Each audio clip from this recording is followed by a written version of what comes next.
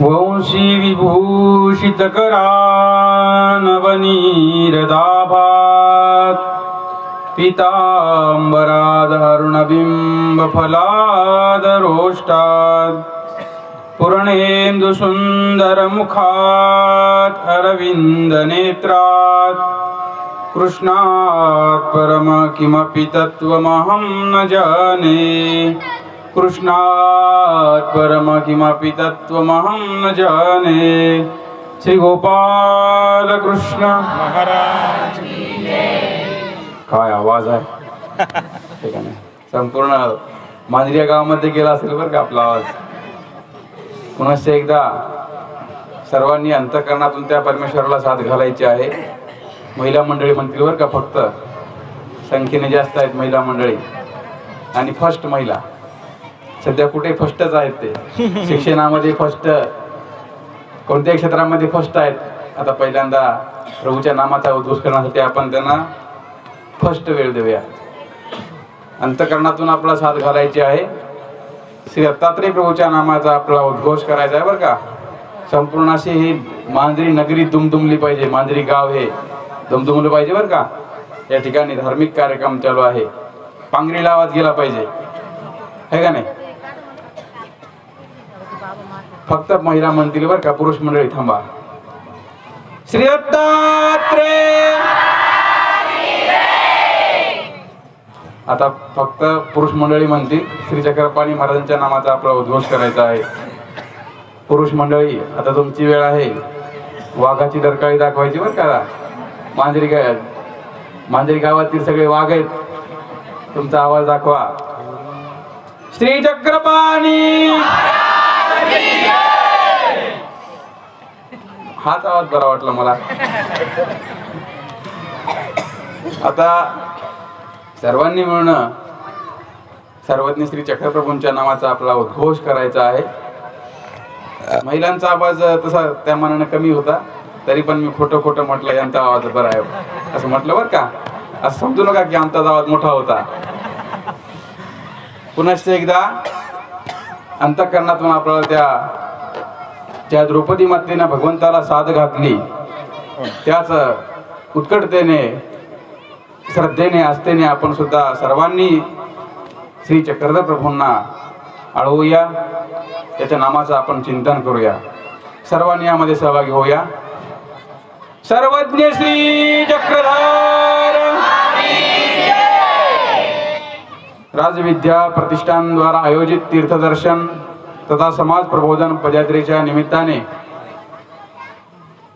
आज या ठिकाणी मांजरिया गावामध्ये संपन्न होत असलेली धर्मसभा, या धर्मसभेच्या व्यासमंचावर उपस्थित असलेले आत्ताच ज्यांनी आपल्याला प्रबोधित केलं असे धर्मबंधू तपस्वीरा दादाजी राहेरकर, त्याचप्रमाणे या ठिकाणी आवर्जून आपली उपस्थिती यांनी दाखवलेली आहे.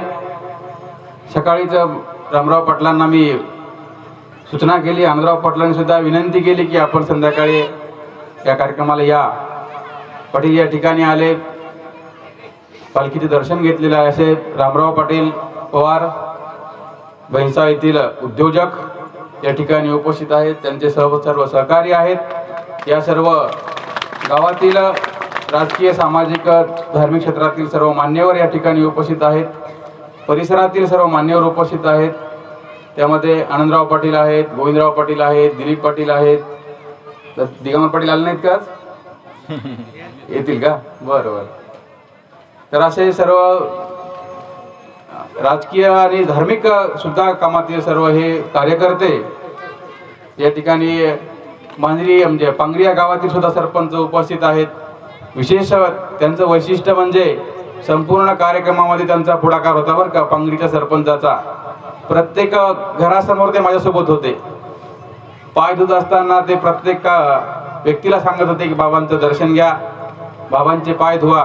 म्हणजे असा सरपंच वेळात वेळ काढून धार्मिक कार्यासाठी उभा राहणारा, झटणारा, सर्वांना एकत्रित करणारा असा सरपंच गावाला हवा आहे बरं का. अनेक या प्रवासामध्ये अनेक माणसं आम्हाला पाहायला भेटली. हा संपूर्ण परिसर खूप धार्मिक संस्काराने युक्त आहे. आपल्या गावामध्ये धार्मिक संस्कार सुद्धा आहेत, आपल्या घरामध्ये सुद्धा धार्मिक संस्कार आहेत. फक्त आपणाला अजूनही मार्गदर्शनाची आवश्यकता आहे बरं का. याचा अर्थ धार्मिक संस्कार आहेत म्हणून आपणच थांबायचं नाही, तर पुढची पायरी आपल्याला प्राप्त झाली पाहिजे. म्हणून ही पदयात्रा आपल्या परिसरामध्ये ही कार्य करत आहे. गेली 11 दिवसापासून ही पदयात्रा प्रत्येक गावोगावी सत्संगाच्या माध्यमातून, प्रवचनाच्या माध्यमातून एका वेगवेगळ्या विषयावर ही चिंतन करत लोकांच्या ज्ञानामध्ये भर कसा पडेल ह्या दृष्टीने आम्ही सर्व पदयात्रेकरून सोबत आपल्याला सोबत घेऊन त्या विषयाचं आपण चिंतन केलं, चर्चा केली त्या विषयावर. आज या मांजरी गावामध्ये योगायोगाने धर्म संस्कार मूल्य असा विषय आलेला आहे. सुंदर असा विषय आपल्या गावाला भेटलेला आहे. या पाययात्रेमध्ये बरेचसे आमचे पदयात्रेकरू सुद्धा आहेत, परंतु यावर्षी बरीचशी मंडळी कमी झाली, कारण गावात पदयात्रा येणार होती ना. त्यामुळे निमित्त चांगलं सापडलं की गावात पदयात्रा यायची, तयारी करायची आम्हाला. निमित्त चांगलं. भरत पाटलांना म्हटलं येत नाही का यावर्षी, महिला माता भगिनींना म्हटलं येत नाही का, म्हटले बाबा तयारी करायची आहे, गावात पदयात्रा येणार आहे. चांगल्या विचाराने या ठिकाणी चांगल्या भावनेने सुंदर असं स्वागत सर्व माता भगिनींनी आपल्या सर्व पदयात्रेकरूंचं केलं. पालखीचं स्वागत केलं. भव्य दिव्य अशी मिरवणूक मांजरी गावातून आत्ताच पार पडलेली आहे. प्रत्येकाच्या घरासमोर सडा, रांगोळी, संपूर्ण गावामध्ये सुद्धा रांगोळी काढल्या होत्या, सडा टाकला होता. बहुतेक सकाळपासून ही सर्व तयारी त्यांची चालू होती. आणि हा सर्व भाविक असा परिवार, मांजरी गावातील सर्व सद्भक्त मंडळी दरवर्षी पदयात्रेमध्ये सहभागी होतात. असा हा सर्व भाविक परिवार धर्मकार्यासाठी अग्रेसर असणारा हा असा परिवार आहे. आणि म्हणून त्या सर्व भावरूपकीचं दर्शन आज मांजरी गावामध्ये आपल्याला पाहायला भेटलं. भजनकारी मंडळी सुद्धा आज थोडं रंगामध्ये आली होती बरं का, आहे का नाही? ते रोजच असतं. नाहीतरी आज थोडं विशेषच पाहायला भेटलं. कुठले आपले पांगरी पाटील होते का ते भजनकरी, त्यांनी सर्वांनाच रंगात आणलं होतं आज. आणि मग त्या भजन भक्तीच्या माध्यमातून सर्व परिसर असा मंगलमय आणि भक्तिमय झाला होता. आनंदाचा हा असा सोहळा मांजरी या गावातून आत्ताच पार पडला. आत्ताच सुंदर असं पारायण, आरतीचं चिंतन, नामस्मरण आणि महत्त्वाचं म्हणजे उपदेश विधी सुद्धा आज एका मुलाने आज घेतलेला आहे. श्रीकांत गुलाबराव शिंदे असा हा मुलगा धर्मसंस्काराच्या या विषयामध्ये धर्मसंस्कार मूल्य विषय आहे. आणि योगायोगाने आज तो धर्मसंस्कार त्याने घेतलेला आहे, नामसंस्कार त्याने धारण केलेला आहे. म्हणून असा हा संस्काराने युक्त असणारा हा सोहळा. एका मुलीने नोट तिला सापडली, त्या मुलीने आनंद झाला. तिने दुकानला जायला पाहिजे होतं, काही बुडा खायला पाहिजे होता, मुरकुल खायला पाहिजे होते, पण तिने तसं नाही केलं. वातावरणाचा परिणाम कसा होतो पहा. तिने त्या 2 मुली धावत धावत या ठिकाणी पालखीकडे आल्या, माझ्याकडे आल्या, म्हणले हे 10 रुपये सापडलेत आम्हाला. पण किती हा संस्कार किती महत्वाचा आहे. देवाने सांगितलं एखादा मोठा माणूस जरी असता का नाही, या ठिकाणी त्याला सुचलं नसतं बरं का. मोठ्या माणसालाही सुचलं नसतं, त्या मुलीला सुचलं. त्या मुलीने हे कुणाचे तरी असतील पैसे, पालखीतले असतील, कुणाचे तरी पडले असतील म्हणून तिने आमच्याकडे आणून दिलेला आहे.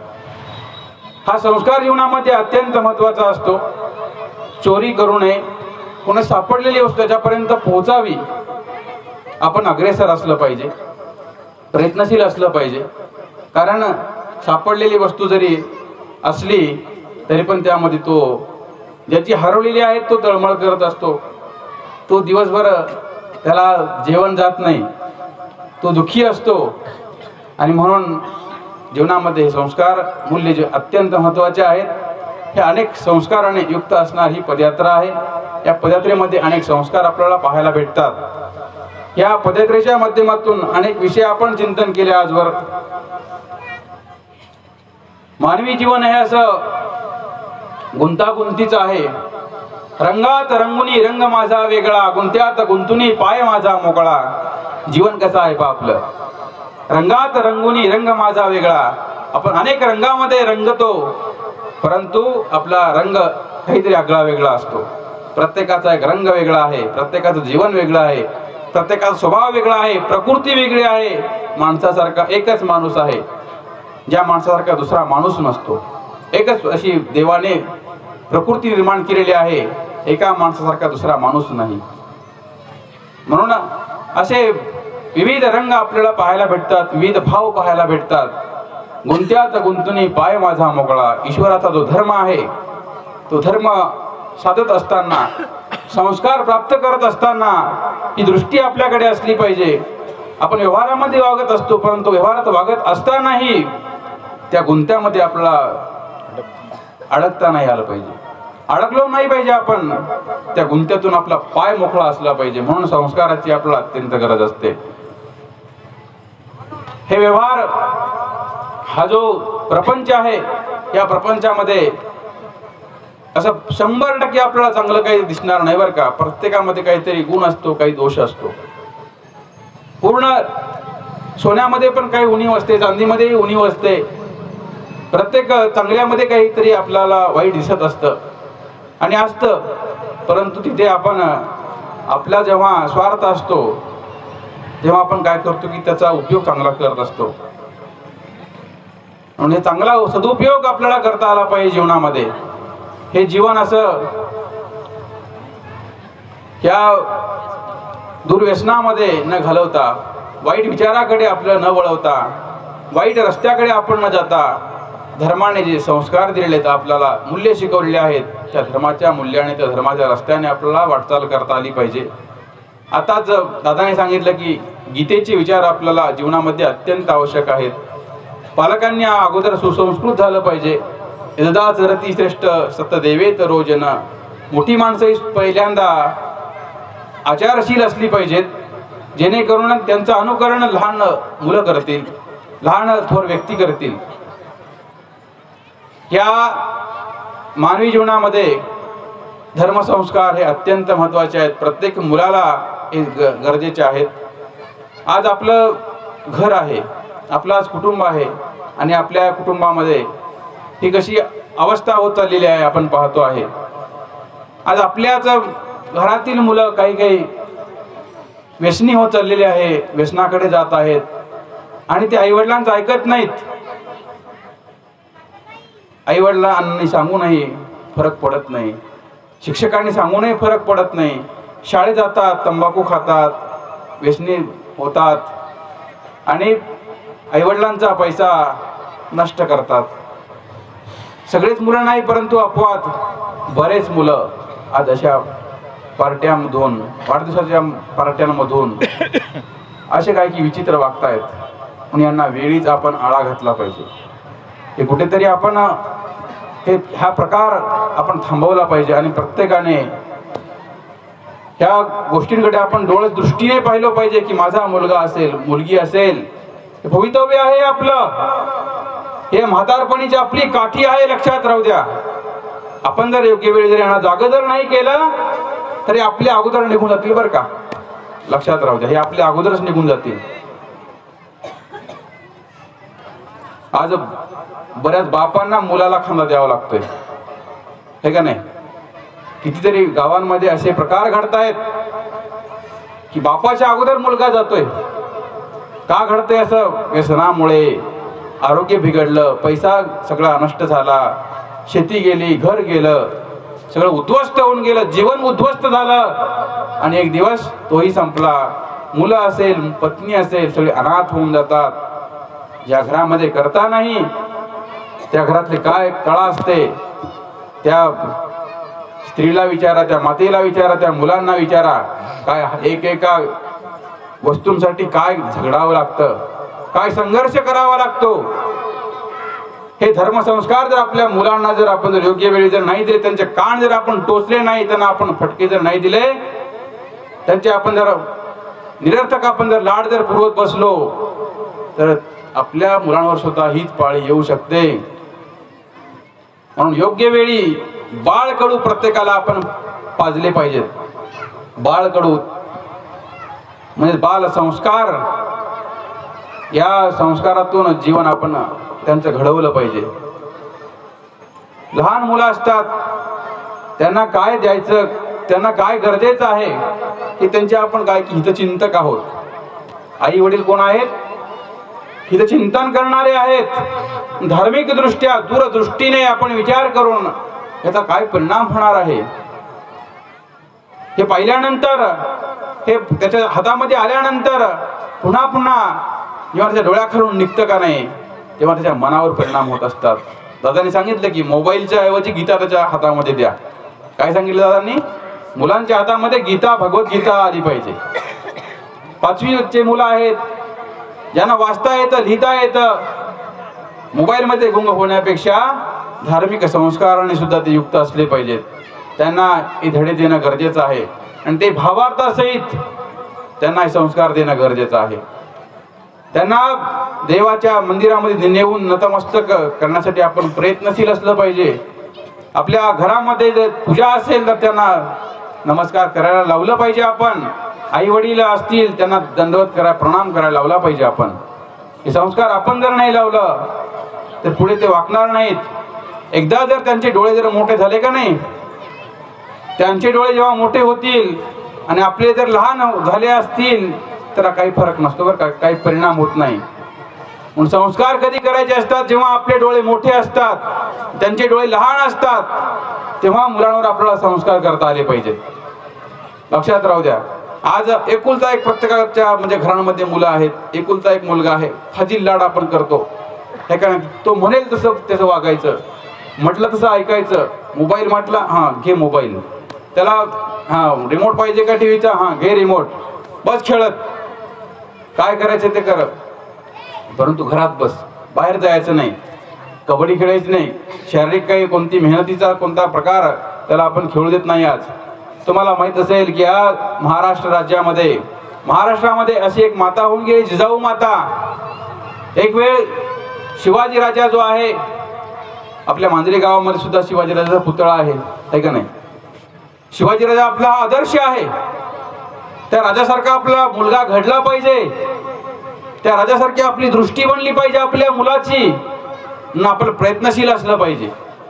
कशी दृष्टी होती त्या शिवाजी राजाची की परस्त्री आल्यानंतरही, तरुण स्त्री आल्यानंतरही शिवाजी महाराज म्हणतात की अशीच आमची आई असती, सुंदर रूपवती, अशी सुंदर आई असती. म्हटले हिच्या जर पोटी जन्माला जर आलो असतो आम्ही तर याहीपेक्षा आम्ही सुंदर झालो असतो. त्या युवतीमध्ये शिवाजी महाराज, त्या युवतीमध्ये आपली माता पाहतात. किती सुंदर दृष्टी आहे पा. शिवाजी महाराजांचं चारित्र्य आहे, शिवाजी महाराजांचे 8वावे रूप, शिवाजी महाराजांचा 8वा प्रताप. संतांनी वर्णन केलं राजाचं वर्णन.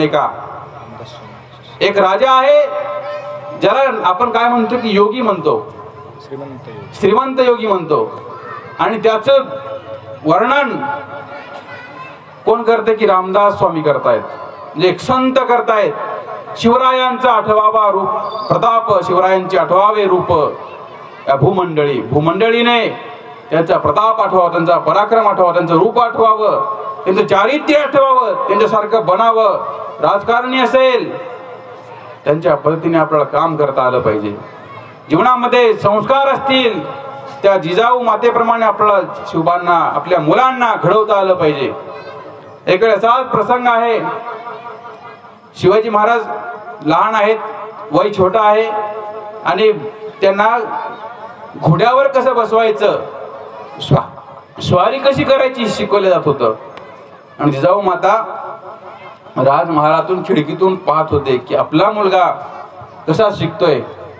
आणि मग शिवबाई आई आपल्याला पाहत आहे, तेही आईकडे पाहतात आणि घोडेस्वार त्यांना शिकवत आहे. आणि त्यांच्या हातात तो वागारा दिला, चाबूक दिला, घोड्यावर बसण्याचा प्रयत्न केला. परंतु काही वेळाने ते घोड्यावरून शिवाजी महाराज, नवीन आहेत, पडल्याशिवाय काही की चुकल्याशिवाय माणूस सुधारत नाही बरं का. सायकल जरी असली, पडल्याशिवाय माणूस म्हणजे मुलगा शिकत नाही, एकदा तरी पडतोच, त्याला लागतंच.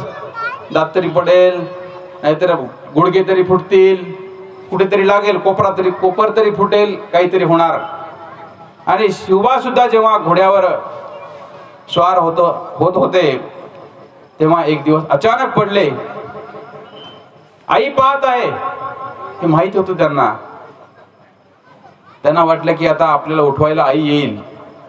त्यांना काय वाटलं, आता आपण घोड्यावरून पडलोय खाली, आईने आपल्याला पाहिलेलं आहे, आई मला पाहत होती, बराच वेळ झाला ते त्या जागेवर पडून आहेत, मला आई उठवायला येईल असं त्यांना वाटलं.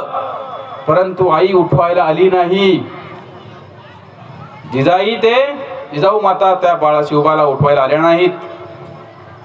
मुलाकडे पाहत राहिला, किती वेळ मुलगा शांत झोपून राहतोय किंवा किती वेळ वाट पाहतोय माझी. थोड्या वेळाने शिवबा उठले, रागात आईकडे आले आणि आईवर राग करू लागले. रागात ते शब्द बोलू लागले की, अहो साहेब, तुम्ही मला उठवायला का नाही आलात? तुम्ही माझी आई आहात, तुम्हाला काही वाटलं नाही का? आमच्या या पडण्याचं तुम्हाला काहीच वाटलं नाही? तेव्हा ती जिजाई माता काय म्हणते, शिवबा, आज तुम्ही पडलात, आज तुम्हाला मी उठवायला येईल म्हटले, परंतु रणांगणावर जेव्हा तू पडशील का नाही तेव्हा तुला कोणी उठवायला येणार नाही. रणांगणावर जेव्हा तू युद्ध करशील तेव्हा तू अशी अपेक्षा करता कामा नये. म्हणून तुला आजच ती तयारी करावी लागेल जीवनामध्ये. आत्तापासून, याच घटकांपासून, याच क्षणापासून तुला ती तयारी करावी लागेल. म्हणून तर अल्प वयामध्ये शिवाजी महाराज 16व्या वर्षी किल्ला जिंकतात. अशी ती जिजाऊ माता त्यांना लाभली, अशी वीर, शूर आणि पराक्रमी, धाडसी, धैर्यवान. आपल्या मुलांना योग्य वेळी आपण संस्कार देणं अत्यंत गरजेचं आहे. आणि हे आदर्श आपल्या डोळ्यासमोर आहेत. हे शूर वीरांच्या कथा ज्या आहेत, यातून आपल्या व्यथा, आपल्या समस्या आपण मिटवल्या पाहिजेत. आपण हे काय की प्रतिबिंब आहे आपलं. संस्कृती, साहित्य, ग्रंथ हे आपल्या काय की प्रतिमा आहेत, हे दर्पण आहे. यातून आपल्याला डोकावून पाहता आलं पाहिजे. आपल्यामध्ये काय उणीव आहे आणि काय बदल करायचा आहे, यातून आपल्याला बदल घडवता येणं अत्यंत गरजेचं आहे. महाराष्ट्राची संस्कृती असेल किंवा धार्मिक हिंदू धर्माची संस्कृती असेल, ही संस्कृती आपल्या जीवनामध्ये विकास साधत असते. या मानवी जीवनामध्ये धर्म संस्काराला, धर्म विचाराला अत्यंत महत्व आहे. या विचारातून आपलं जीवन घडत असतं, या विचारातून आपल्या जीवनामध्ये बदल घडत असतात. या विचारातून खऱ्या धर्माची, खऱ्या विचाराची आपल्याला शिकवण प्राप्त होत असते. म्हणून माणसाने चालावं कसं जीवनामध्ये, व्यवहारामध्ये कसं चालावं? माणसाला चालता येत नाही, माणसांना बोलता येत नाही. म्हातारी होतात माणसं काही, परंतु धड बोलता येत नाही बरं का. बऱ्याच माणसांना टोचून बोलतील, दुसऱ्यांना त्रास देतील किंवा दुसऱ्यांना नावं ठेवतील, निंदा करतील. अशी काही की विचित्र स्वभावाची माणसं आपल्याला पाहायला भेटतात, की जे सर्पासारखी दंश करणारे माणसं आपल्याला पाहायला भेटतात. का सर्प जसा दंश करतो का नाही, फुटकार टाकतो तो, अशी अहंकारी असणारी माणसं ज्यांना बोलताच येत नाही. आयुष्य सारा निघून जातं परंतु त्यांना चांगलं बोलता येत नाही. कसं चालावं? देवाने, सर्वज्ञ श्री चक्रस्वामीने सांगितलं, चालत असतानाही आपला त्रास, उपद्रव कुणाला होता कामा नये. तू विनम्रतेने, विनम्र वृत्तीने तू चाललं पाहिजे. तू बोलावं कसं, तर तू प्रिय बोललं पाहिजे. दुसऱ्यांना आवडेल असं बोललं पाहिजे. तू वागावं कसं, तुझ्या जीवनामध्ये सत्य असलं पाहिजे. सत्यम शिवम सुंदरम, आपण ती प्रार्थना म्हणत असतो पा, ज्यामध्ये सत्य आहे, शिव आहे, सुंदर आहे, ते आपल्या जीवनामध्ये आपण उतरवलं पाहिजे, आत्मसात केलं पाहिजे. म्हणून जीवन सुंदर बनवण्यासाठी आपल्याला धार्मिक संस्काराची अत्यंत गरज असते. हे जर आपल्या मुलांना आपण योग्य वेळी जर नाही दिलं तर काय होईल की आपण जे पाहतो आहे अशी विषमता, ती आपल्याही घरामध्ये येऊ शकते एक दिवस. हे जर योग्य वेळी आपण जर नाही सावरलो तर आपल्याही घरामध्ये हे असे विचित्र प्रकार आपल्या घरामध्ये घडू शकतात. या परिसरामध्ये आज प्रत्येक गावागावामध्ये आम्ही गेलो, परंतु चांगल्या संस्काराची माणसं भेटली, परंतु वातावरण जे आहे आजचं शहरांमधलं वातावरण हे खूप विचित्र होत चाललेलं आहे. पाश्चात्य संस्कृतीचं ते अनुकरण करतायत. तुम्हाला सांगितलं की व्यसन आणि फॅशन हे दोन भारतीय संस्कृतीला फार मोठे कलंक आहेत. पहिला आहे व्यसन, दुसरा आहे फॅशन, है का नाही. व्यसनामध्ये हे इकडला विभाग आहे, फॅशनामध्ये इकडला विभाग आहे का नाही. फॅशन आणि व्यसन या दोन मध्ये आपण गुरफटलेलो आहे. म्हणून कुठेतरी आपण सावरलो पाहिजे. आपली संस्कृती काय आहे, सभ्यता काय आहे, चारित्र्य काय आहे आपलं, पहा. आपली संस्कृती थोडं डोकावून पहा, वाचून पहा. शूरवीरांच्या गाथा, शूरवीरांच्या कथा, काही उणीव असेल, काही आदर्श अशा कथा असतील. चांगलं काय आहे, वाईट काय आहे, महाभारत असेल, पांडव प्रताप असेल, श्रीकृष्णाच्या कथा असतील, भगवद्गीता असेल. हे आपला प्राण आहे, हे आपला श्वास आहे.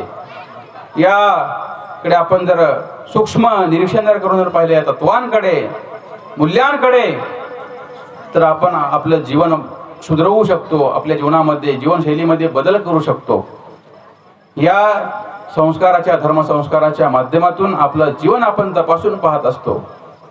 आज या ठिकाणी आज सुंदर असा कार्यक्रम होत आहे आणि या कार्यक्रमाच्या प्रसंगी या पदयात्रेच्या, पाययात्रेच्या माध्यमातून आपण स्वतःला आज तपासून पाहायचं आहे. जसं आपण डॉक्टरांकडे गेल्यानंतर तपासतो काही एखादा रोग, आजार वगैरे झाल्यानंतर, तसं या ठिकाणी आल्यानंतर आपण आपल्याला सुद्धा थोडं तपासायचं आहे.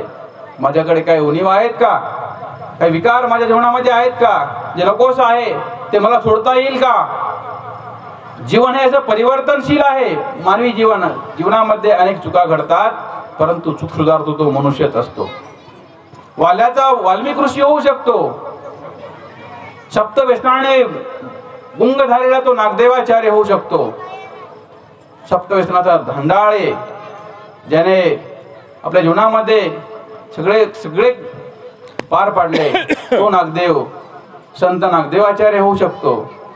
परिवर्तनशील जीवन आपल्याला घडवता आलं पाहिजे. आपली दृष्टी अशी सजग असली पाहिजे, गुणात्मक असली पाहिजे. म्हणून आज आपल्या प्रत्येकाला धर्म संस्काराची गरज आहे बरं का. धर्म संस्कार रूप मूल्यांची गरज आहे. लहानांनाही आहे आणि मोठ्यांनाही आहे. आपण फक्त मुलांनाच संस्कार देत असतो. काही घरी असं पाहायला भेटतं, असं वातावरण की आई वडील कधी गाठी घेऊन बसणार नाहीत, नामस्मरण कधी करणार नाहीत, परंतु मुलांकडून खूप अपेक्षा करतील बरं का. हे मुलं अशी वागतात, ती मुलं तशी वागतात, देवधर्म करत नाहीत, कधी आमच्या पाया पडत नाहीत. अरे बाबा, पहिल्यांदा तुला करावं लागेल. तू केलं तर त्याला शिकायला भेटेल ना. आई कधी नामस्मरणच करत नसेल तर त्या घरातली मुलं कशी काय हे संस्कार प्राप्त करतील. आणि म्हणून आज आपल्या प्रत्येकाच्या जीवनामध्ये हे संस्कार, आपल्या घराघरांमध्ये हे संस्कार जागर, त्या संस्काराचा होणं अत्यंत गरजेचं आहे. आणि जागर होण्यासाठी आपण प्रत्येकाने प्रयत्नशील असलं पाहिजे. आज अशी विषमता का प्राप्त होते, तर योग्य वेळी आपण त्यांना मार्गदर्शन करत नाही. संस्काराचं मूल्य कसं असतं पहा. संस्कार हे आपल्या मुलांना कशा प्रकारे आपण देऊ शकतो. एखादी गीता आहे, त्या गीतेच्या शिक्षणाच्या माध्यमातून तो चांगल्या विचाराचा बनू शकतो. अशी एक कथा येते. संस्कार, आपला मुलगा पुढे काय होणार आहे. आपल्याला प्रत्येकाला वाटतं की नाही, एखादा जर ज्योतिष्य पाहणारा जर आला तर माझा मुलगा काय होणार आहे पहा बरं, माझ्या भविष्याचं म्हणजे मुलाचं भविष्य पहा. आपल्या आईला उत्सुकता लागलेली असते, प्रत्येक आईला, माझा मुलगा पुढे काय बनेल, हे का नाही. तर असाच एक प्रसंग मला आठवला. एक असाच ठिकाण आहे, त्या ठिकाणी मुलांची परीक्षा घेतली जात होती. शाळेमध्ये खोली बंद आहे. त्या खोलीमध्ये 3 वस्तू ठेवलेल्या होत्या. एक होती खुर्ची, दुसरी होती भगवद्गीता आणि तिसरा पदार्थ होता एक फळ होतं. फळ त्या ठिकाणी ठेवण्यात आलं, सफरचंद असेल कोणतं एक फळ त्या ठिकाणी ठेवण्यात आलं आणि जी वस्तू उचलेल त्या वस्तूंवरून त्या मुलाचा संस्कार, मुलाचं भविष्य सांगण्यात येईल असं ठरवण्यात आलं. त्या ठिकाणी पहिल्यांदा एक मुलगा गेला बरं का, पहिल्यांदाच गेला आणि तो मुलगा आता आत्ताच्या विज्ञान युगातला होता, आपल्या घरातल्या सारखाच. त्या मुलाला पडण्यात आलं त्या वर्गामध्ये आणि काय त्याला सांगितलं की तुला जे आवडेल ती वस्तू तू उचलायची म्हटले. तो मुलगा त्या खोलीमध्ये गेला. खोलीमध्ये गेल्यानंतर आता एकच वस्तू घ्यायला पाहिजे होती ना. त्या मुलाने काय केलं, त्या मुलाने भगवद्गीता खुर्चीवर ठेवली. म्हणजे खुर्ची वेगळी होती, भगवद्गीता वेगळी होती आणि ते फळही वेगळं होतं. त्याने भगवद्गीता खुर्चीवर ठेवली. त्या भगवद्गीतेवर तो जाऊन बसला.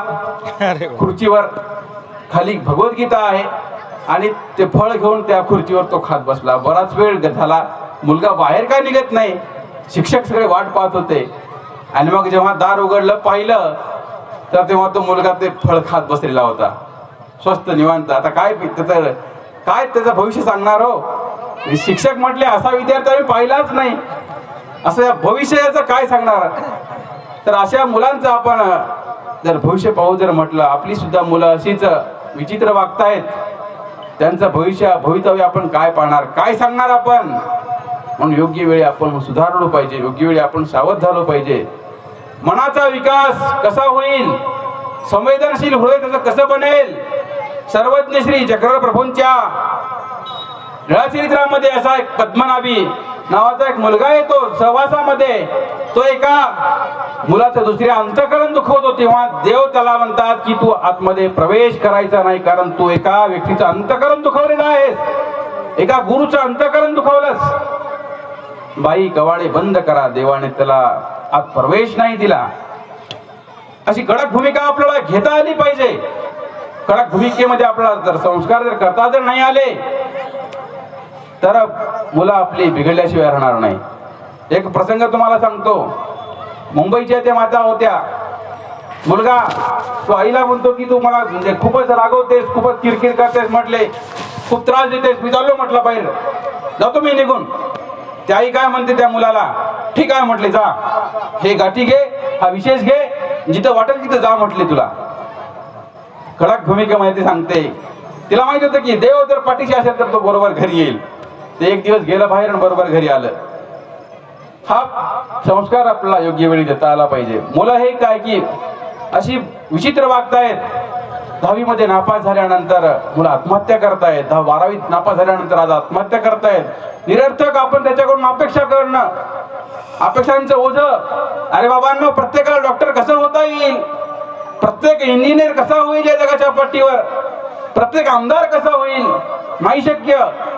त्याच्या भाग्यामध्ये जे आहे त्यांना करू द्या, तुम्ही प्रयत्न करा, परंतु अपेक्षाचं जे काही ओझं आहे का नाही त्यांच्यावर टाकू नका. त्या अपेक्षांच्या ओझ्यामुळं त्यांचं आज बालपण हरून गेलं मुलांचं, बरं का, लक्षात राहू द्या. त्यांचा शारीर, मानसिक, बौद्धिक तिन्ही विकास होणं गरजेचं आहे. आज आपल्या मुलांच्या शरीराची कळा पहा, काय त्यांचे ते अवयव आहेत असे धष्टपुष्ट नाहीत, त्यांना शारीरिक व्यायाम नाही. ते मोबाईल बसून म्हणजे मोबाईलमध्ये सगळे गेम खेळतायत, त्यांच्या शरीराला कसला व्यायाम नाही. त्यांना योगासन शिकवा, त्यांना शारीरिक तंदुरुस्ती कशी प्राप्त होईल या दृष्टीने त्यांना शारीरिक श्रमाची त्यांना सवय लावा, सेवेची सवय लावा, श्रमदानाची सवय लावा, घरातील त्यांना कामं करायला शिकवा. आज बऱ्याच घराच्या मुली आहेत की त्यांना स्वयंपाकच येत नाही, बरं का. 12वी पर्यंत गेल्यानंतर स्वयंपाक जमत नाही, म्हणजे कमालच आहे का नाही. आईला मदत करत नाही, फक्त अभ्यासच आहे.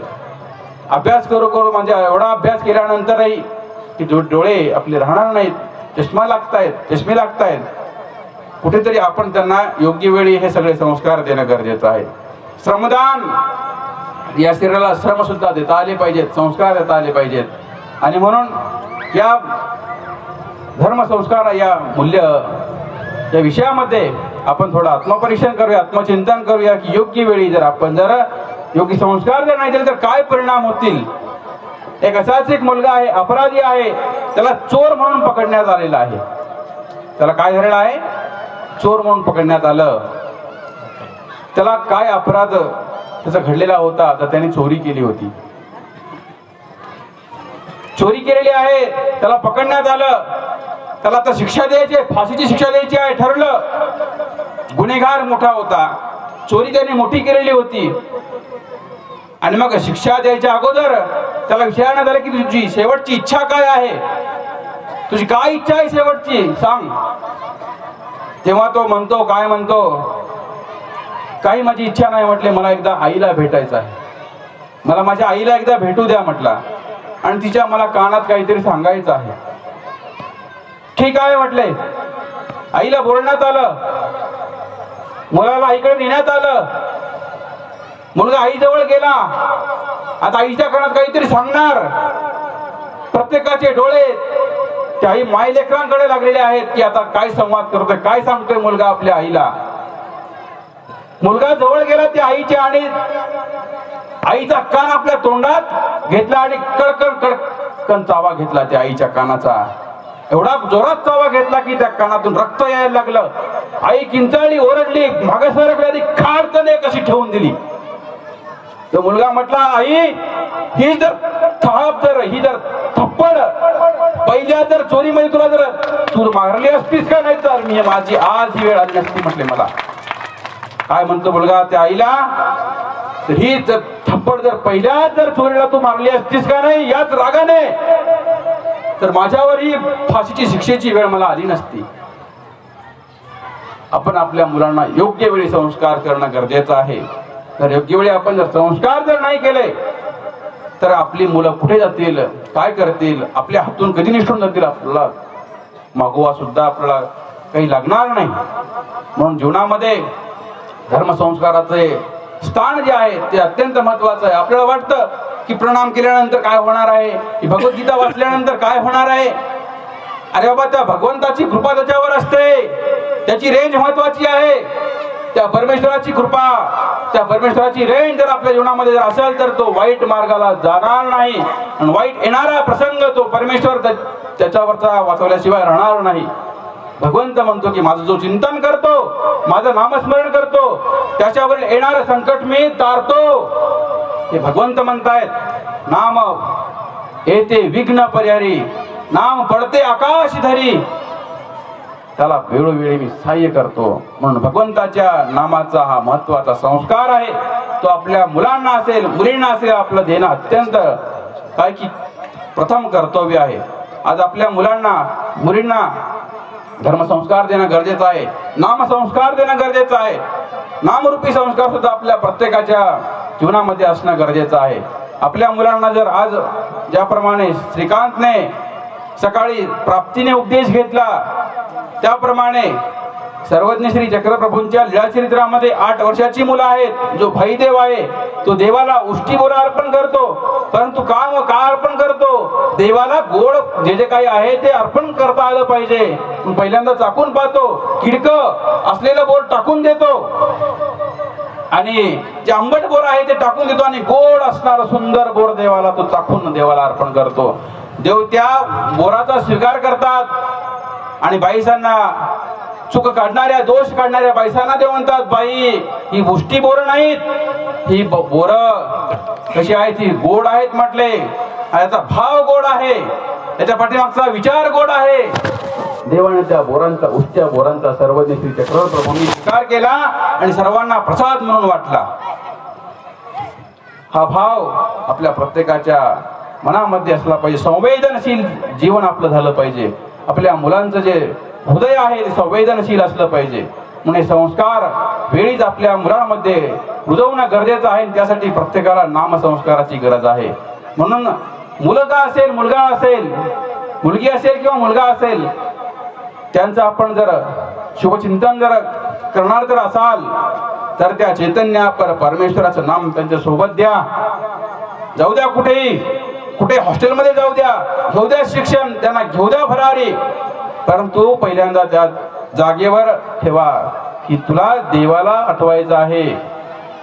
पहिल्यांदा परमेश्वराची संपत्ती, परमेश्वराच्या नामाची संपत्ती महत्वाची आहे. याला विसरू नकोस. हे तुझं पहिलं कर्तव्य आहे. ज्याने तुला आधार दिला, ज्याने तुला पालन पोषण करण्याचा हा सगळा संस्कार दिला. सगळं करता कविता भगवंत आहे, त्या नामाला तू विसरू नकोस म्हणून आपण प्रत्येकाने, आई वडिलांनी, पालकांनी सजग असलं पाहिजे आणि मुलींना सुद्धा उपदेश दिला पाहिजे. आपण काय विचार करतो की ते मुलं कशी होतील, म्हणजे त्या मुलीचं घर कसं भेटेल, त्या मुलीच्या त्या घरातील माणसं कशी असतील. अरे बाबांनो, 8 वर्षाच्या मुलीला जर तुम्ही उपदेश दिला, 10 वर्ष तिने तुमच्या घरामध्ये राहून जर तो परमेश्वर जर आठवला, तर त्या परमेश्वराला निश्चित काळजी असते. लक्षात राहू द्या, त्या मुलीची काळजी त्या परमेश्वराला राहणार नाही का?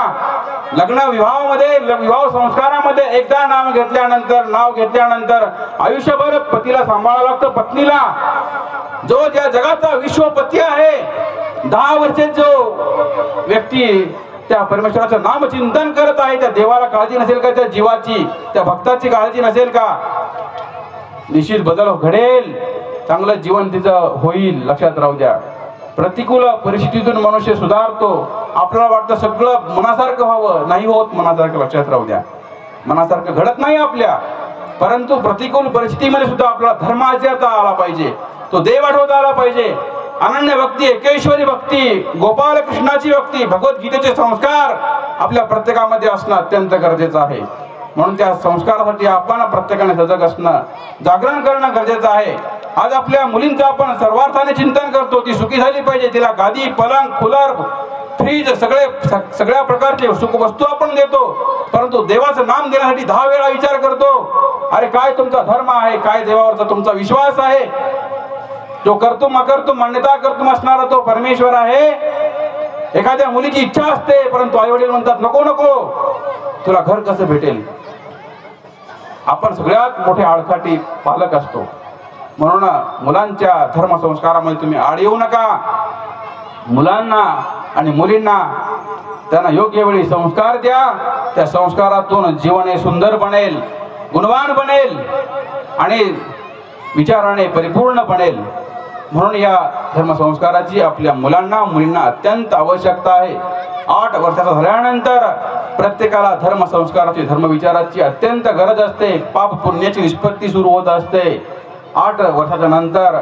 म्हणून चांगदेव नावाच्या मुलाला सर्वज्ञ श्री चक्रस्वामींनी विधी सांगितला, अरे बाबा 1-2 वेळा तरी मला आठव, दिवस वाया जाऊ देऊ नकोस. 1-2 वेळा तरी आठव, वांज दिवस जाऊ देऊ नकोस, रिकामा दिवस जाऊ देऊ नकोस. हे संस्कार 8 वर्षाच्या मुलाला सांगितलेले आहेत. आणि आज आपलेच मुलं आपल्याला म्हणतात की 80 वर्षाचा झाल्यानंतर मी उपदेश घेईन. आज एक माता मला भेटल्या होत्या, त्या म्हटले की बाबा मला 3 मुलं आहेत, पण एकाने उपदेश घेतला नाही. काय अडचण काय म्हटले, काय विचारलं, काय अडचण आहे मुलांची? तर तो म्हणतो की 80 वर्ष झाल्यानंतर तो उपदेश घेणार आहे. म्हटलं काही गॅरंटी कार्ड आहे का? म्हटलं लिहून त्याच्याकडे आहे का काही लिहून? 80 वर्षापर्यंत तो जगणार आहे. निरर्थक कल करे का, चांगल्या कार्यासाठी, क्रियेसाठी एवढा विचार आपण करतो. कल करेसो आज करेसो अब. चांगलं कार्य करण्यासाठी देवाचं नाम हे आपल्याला बंधनामध्ये अडकवत नसतं. लक्षात राहू द्या, देवाचं नाम हे आपल्या समस्या, संकट, अडचणी सोडणार आहे, बंधनातून मुक्त करणारं ते भगवंताचं शास्त्र आहे, धर्म आहे, ते नाम आहे. म्हणून त्या नामावर श्रद्धा ठेवा आणि या श्रद्धेने आपलं जीवन त्या धर्मरूप संस्काराने युक्त करा. आपणही त्या धर्मावर श्रद्धा ठेवा आणि प्रत्येकाला धर्माच्या त्या संस्काराची काय की बीज रोपण करा. प्रत्येकामध्ये ते उतरले पाहिजे. या दृष्टीने प्रत्येकाने चिंतन करा की माझं कुटुंब कशा पद्धतीने धार्मिक होईल. चांगल्या संतांना, चांगल्या प्रबोधकांना घरी बोलवा, त्यांच्याकडून काहीतरी 4 शब्द ऐकून घ्या. नुसतं नामस्मरण, नामामध्ये गुंतू नका. पुढीलही जे काही विचार आहेत, जीवनावश्यक आहेत, नैतिक मूल्य आहेत, चांगले चांगले विचार आत्मसात करा. आज YouTube आहे, आपल्या हातामध्ये मोबाईल आहे, चांगला आहे. मोबाईलचा वापर तुम्ही चांगला करा. बाबांनी सांगितलं ना, चांगले चॅनल पहा तुम्ही. आस्था असेल, संस्कार असेल, अनेक चांगली चॅनल आहेत. युट्यूबवर अनेक प्रकारची माहिती आहे, त्यावर चांगलं आपल्याला शोधता आलं पाहिजे. आपली दृष्टी शोधक असली पाहिजे बरं का. जीवनामध्ये 2 गोष्टी महत्वाच्या आहेत. आवड, आपली काय आवड आहे यापेक्षा आपली निवड काय आहे हे अत्यंत महत्वाचं आहे. आपल्याला निवड योग्य करता आली पाहिजे. निवड जर आपल्याला करता जर नाही जर आली, मनाप्रमाणे स्वैराचाराच्या या चंचल मी मना कृष्ण असा चंचल मनाच्या पाठीमागे जर आपण जर लागलो, तर वाहत कुठे त्या नर्मदाच्या गोट्यासारखं कुठे आपलं जीवन वाहत जाईल काही सांगता येणार नाही. म्हणून आजची संस्कृती ही अज्ञानाच्या त्या व्यक्तींच्या पाठीमागे न लागता जे अज्ञानी आहेत, जे नास्तिकवादी आहेत, पाश्चात्य संस्कृतीचं अनुकरण करणारे ते माणसं आहेत, शहरामधली जी आई वडिलांना आज वृद्धाश्रमात टाकतात, ही वेळ आपल्यावर येऊ नये. संन्यास घेणं चांगलं आहे बरं का, परंतु वृद्धाश्रमात जाणं ठीक नाही, लक्षात राहू द्या. तुम्ही तुमच्या स्वइच्छेने संन्यास घेऊ शकता, परंतु वृद्धाश्रमात जायची वेळ कुणावरच येऊ नये. आमची सुद्धा तिची इच्छा असते. वृद्धाश्रमात आणि संन्यासाश्रमात खूप फरक आहे, लक्षात राहू द्या. वृद्धाश्रमात हे दुसऱ्याने टाकलेलं असतं आणि संन्यासाश्रमामध्ये स्वतःने प्रवेश केलेला असतो, लक्षात राहू द्या, स्वतःच्या इच्छेने. आज आश्रमामध्ये, मानवपंथी आश्रमामध्ये अनेक स्वइच्छेने घरचे बरेच नकार देतात त्या आई वडिलांना. जाऊ नकोस तू, घरी सगळं आहे. परंतु तिची उत्कट असणारी आवडी, परमेश्वराबद्दल असलेली श्रद्धा, त्या श्रद्धेपोटी अनेक माणसं आज महानुभाव आश्रमामध्ये असतात. तुम्हाला वाटत असेल की मानव संप्रदायाची लोक ही अशीच की जे आई वडिलांना म्हातार झाल्यानंतर आश्रमात पाठवून देतात, तसं नाही बरं का. संन्यास हा आवडीपोटी घेतला जात असतो. संन्यास हा दिल्या जात नसतो, तो घेतल्या जात असतो. म्हणून आश्रमामधली जी काही संख्या आहे, मानव आश्रमामधली संख्या, पंथीयांची संख्या, ती आवडीपोटी आहे. आणि हा तत्वविचार आपण आपल्या जीवनामध्ये आत्मसात करायचा आहे.